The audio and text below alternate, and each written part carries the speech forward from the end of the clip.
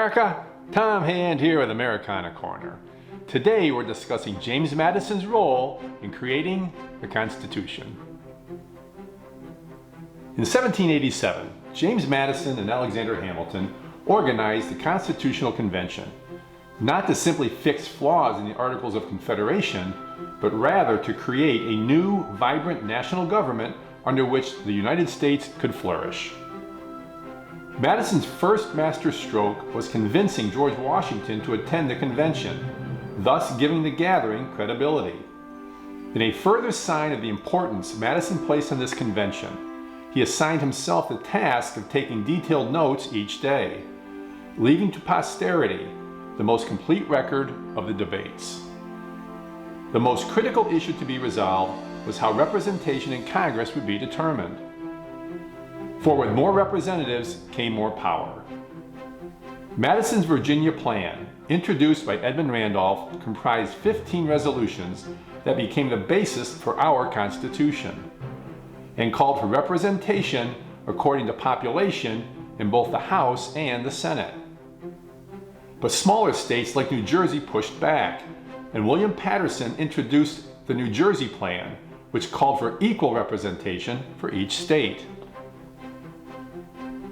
From these two conflicting plans, Roger Sherman crafted the Great Compromise, which called for representation in the House to be based on population, but for all states to have equal representation in the Senate. Sherman's compromise, which passed by just one vote, prevented the Constitutional Convention from ending prematurely. As Madison later stated to Martin Van Buren, the threatening contest in the Convention of 1787 did not turn on the degree of power to be granted to the federal government, but on the rule by which the states should be represented and vote in government.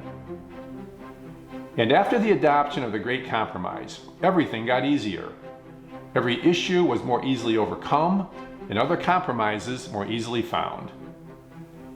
After the convention, Madison, along with Hamilton and John Jay, drafted 85 essays known as the Federalist Papers, the greatest collection of writings ever on a federal constitutional government.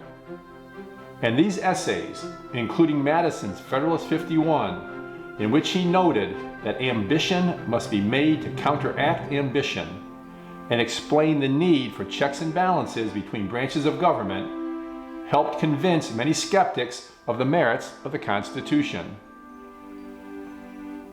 But the great question of the day was whether Virginia, the largest and wealthiest state, would ratify the Constitution, with stalwarts such as Patrick Henry and George Mason opposed to it.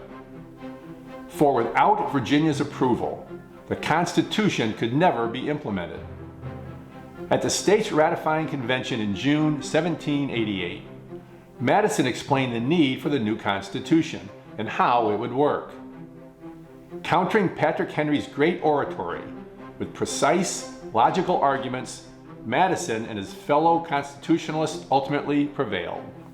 At every step in the constitutional process, James Madison took the lead. Madison organized the Philadelphia Convention, drafted the basic outline of the Constitution, recorded the proceedings for posterity, wrote many of the essays that swayed his fellow citizens, and was instrumental in convincing Virginians to adopt the new law of the land.